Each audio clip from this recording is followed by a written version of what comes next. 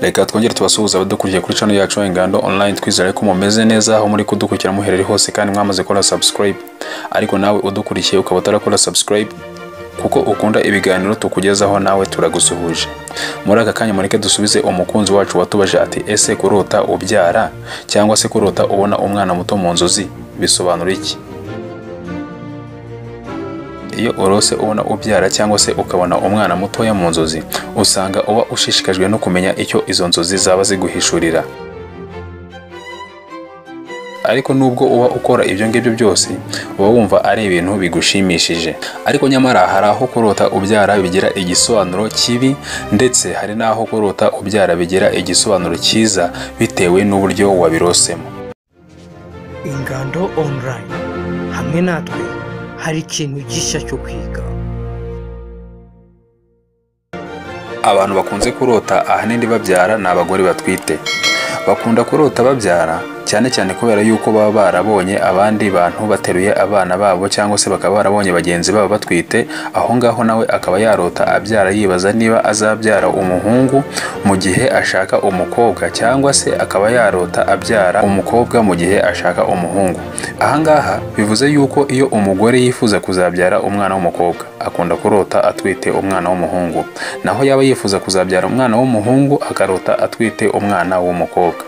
Ngo nanone kandi mu gihe utwite ushobora kurota ubyara bitewe nuko ukunze kwibaza ati ese nimbyara bizamera bite, umwana wanjye azaba sate, azaba areshya ate, mbese ibibazo byinshi wibaza ku mwana bigatuma urota ubyara. Kuba umugore yarota abyara ariko adatwite, aha ngaha bigira ubusobanuro butandukanye, kuko hari impinduka runaka ziba zigiye kumubaho kandi zikomeye zizagira icyo zihindura ku buzima bwe, cyangwa se nanone akaba nanone ari ibitekerezo bishya agiye kugira kandi nanone bizagira icyo bihindura ku buzima bwe. Ariko nanone ibi ngibi ntabwo bikwiye gutuma uhangayika, kuko ahanini ibyo inzozi zidihishurira ziba zitwereka ibyo tugomba kwitwararika, ibyo tugomba kwitegura, mbese ziba ziri kutuburira. Bivuze ngo ibyo twarose bijya kutubaho akenshi twaramaze kubyitegura. Rero mureke turebere hamwe ubusobanuro butandukanye ushobora kurotamo ubona ubyara. Tukwibutsa yuko iyi ngiyi ni Ingando Online. Niba utarakora subscribe, icyo usabwa ni ugukanda aho hantu handitse subscribe, wamara kuhakanda ukaza gukanda no kuri ako kantu kameze nk'inzogera. Ibyo ngibyo numara kubikora uraba ugiye mu mubare w'abantu benshi babona ibiganiro byacu uko tubishyizeho ako kanya. Tutaravuga kuri ubu buryo bwa mbere tugiye kubagezaho, icyo twakwibutsa nuko kurota ubyara mu gihe ufite umugabo, ubusobanuro bigira butandukanye n'ubwo kurota ubyara mu gihe udafite umugabo. Uburyo bwa mbere tugiye kubagezaho ni ubwo kubona ubyara ariko mu gihe ufite umugabo. Izi nzozi zo kurota ubona ubyara ariko mu gihe ufite umugabo ziguhishurira yuko ugiye kugira itangiro rishya kandi ugiye kwishimira ubuzima ubayemo ndetse n'ibyo ukora. Noneho ngo mu gihe uri single, mbese utabana n'umugabo, hanyuma ukarota ubyara, izi nzozi ziguhishurira yuko ugiye kuzagira impinduka zikomeye mu buzima buri imbere.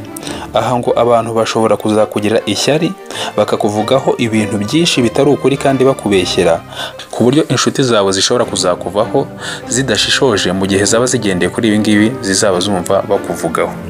Uburyo bwa kabiri ushobora kurota ubonamo ubyara ni ukurota ubona ubyara ku buryo bukomeye cyane, mbese ukabona ubyaye ariko wabanje kunanirwa, hahandi uba wumva wazahaye umwuka wenda guhera. Izi nzozi uretse kuba zaguhishura yuko ugiye kuzahura n'ibibazo bikomeye cyane mu kazi ukora, ndetse ushobora no kuzahura ibibazo bikomeye mu byo wifuza kugeraho. Aha ngaha zikaba ziguhishura yuko ugomba kurushaho gukora ku buryo bukomeye cyane kugira ngo ugere ku byo wifuza, kuko uba ufite inzitizi nyinshi imbere yawe. Uburyo bwa gatatu ushobora kurota ubonamo ubyara ni ukubona ubyara umwana udashyitse. Izi nzozi zihishura yuko imishinga upanga gukora ngo iruta kure ubushobozi ufite, ku buryo kuyigeraho biba bigoye. Aha ngo ushobora kugira bene ubu bwoko bw'inzozi mu gihe ufite ibintu byinshi uteganya gukora kandi bigusaba amafaranga menshi, nyamara mu gihe amafaranga ukorera cyangwa se amafaranga uhembwa ku kwezi adahagije kugira ngo ube wabasha gukora ibi ngibi byose uba upanga gukora. Rero ngo uwo mwana uba wabonye ubyara utuzuye mu buzima bw'inzozi, ngo ugiye hanze gatoya y'ubuzima bw'inzozi ukajya mu buzima busanzwe, ngo agaragaza yuko ufite urugendo rurerure kandi rukomeye ugomba gukora kugira ngo ubashe kugera ku mishinga yawe cyangwa se ubanze kuzuza ibyo wari wiyemeje gukora. Nka kwa kundi ubona umwana bamubyara akajya muri kuveze hanyuma agafata igihe kirekire abaye aho ngaho muri ibyo byuma birera umwana kugira ngo akure. Ko ahangaha icyo ugomba gukora ni ukwizera mu byo ukora, ariko ugapanga imishinga ihwanye n'amafaranga ufite cyangwa se ushobora kubona ko iyo mishinga uri gupanga wowe ubwawe ushobora kugera ku ndunduro yayo nta mafaranga yandi ubanje kuguza ku ruhande.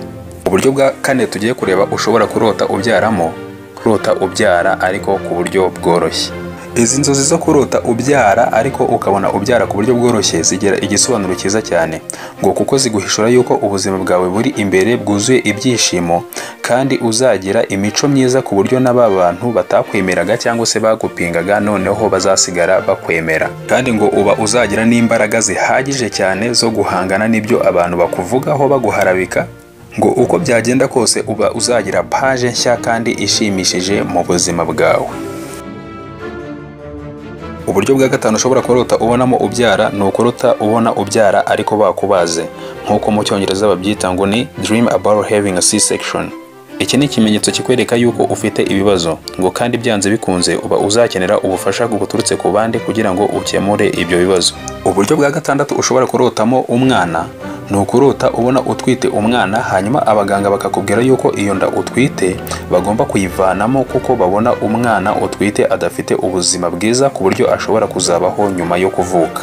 Uramutse waratwiteho uzi kubyara uko bimera hanyuma ukumva uwo ibi bintu byabayeho, icyo gihe ushobora kugira impungenge ukabitekerezaho ibintu byinshi, utekereza yuko nawe umunsi uzongera gutwita bishobora kuzakubaho. Bivuze ngo uba ufite ubwoba bwabyo. Ariko ngo iyo udatwite hanyuma ukagira ubu bwoko bw'inzozi, ngo ni ikimenyetso kikwereka yuko uba uri mu bintu bitari byo ku buryo uba ukwiye gufata icyemezo ugahinduka.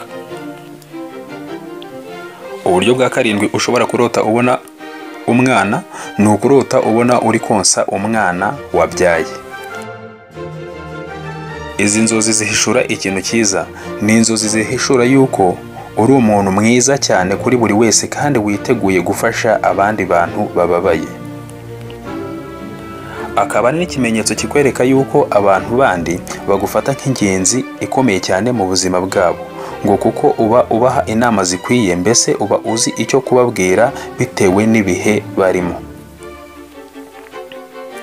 Uburyo bwa munani ni ukurota ubona ubyara umwana wapfuye. Izi nzozi zo kurota ubona ubyaye umwana wapfuye ni inzozi umugore ashobora kurota akifuza kutongera gusinzira kugira ngo atongera kurota izo nzozi. Ariko uzirikane neza niba warakurikiranye ibiganiro byacu byatambutse, hari aho twavuze yuko urupfu mu nzozi rutaba ruvuze yuko hari ikintu kigiye gupfa cyangwa se hagiye kubaho urupfu nko mu buzima busanzwe, ahubwo urupfu ruvuga iherezo ry'ikintu runaka.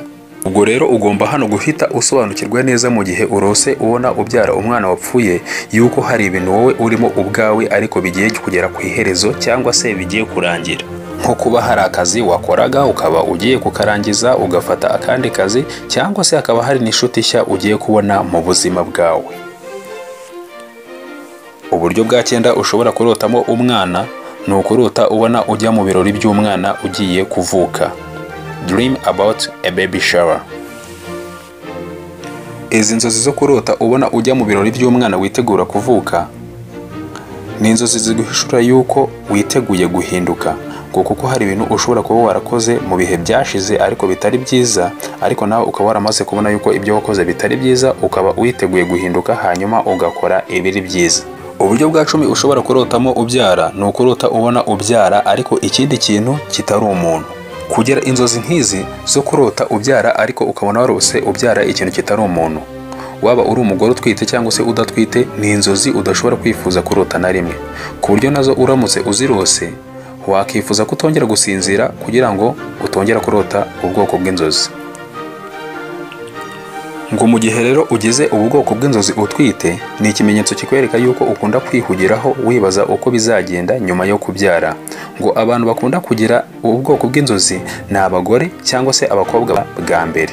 Noneho mu gihe udatwite, izi nzozi zigasobanura yuko utewe ubwoba n'ahazaza hawe, ko icyo uba ugomba gukora ni ukwicara ugatuza ukishimira ubuzima ubayemo uyu munsi, ukumva yuko niyo bwaba ari bubi cyangwa se ari bwiza, uko byagenda kose mu minsi iri imbere buzahinduka bukarushaho kubaho bwiza cyane. Uburyo bwa 11 ushobora kurota ubyara ni ukurota ubona wibuka umunsi wabyayeho. Iki ni ikimenyetso cyiza cyane kuko izi nzozi zo kurota ubona wibuka umunsi wabyayeho ni ikimenyetso kikwereka yuko uzagera ku byo wifuza ndetse n'intego zose wihaye. Uburyo bwa 12 ushobora kurota ubonamo umwana ni ukurota ubona umwana agusekera. Izi nzozi zo kurota ubona umwana agusekera ni ikimenyetso kikwereka yuko wageze ku kigero gishimishije mu kwigenga ndetse wishimiye aho uhagaze uyu munsi. Higher level of freedom and you are happy in the place where you are now. Uburyo bwa 13 ushobora kurota ubonamo umwana ni ukurota ubona umwana ari kurira. Izi nzozi zo kurota ubona umwana ari kurira ni ikimenyetso kikwereka yuko utari gutekereza neza muri iyo minsi, ngo bibe bishoboka yuko hari ibintu byinshi bigutera guhangayika bikaba bituma wumva umeze nkaho utameze neza. Tukwibutsa yuko iyi ni Ingando Online. Mu gihe nawe waba ushaka kubona ibiganiro tukugezaho ku buryo bwanditse, wajya ku rukuta rwacu rwa Facebook rwitwa Ingando Online, hanyuma ugakora like. Icyo gihe uraba ugiye mu mubare w'abantu benshi babona ibiganiro byacu uko tubishyizeho mu buryo bwanditse ako kanya. Turabashimiye.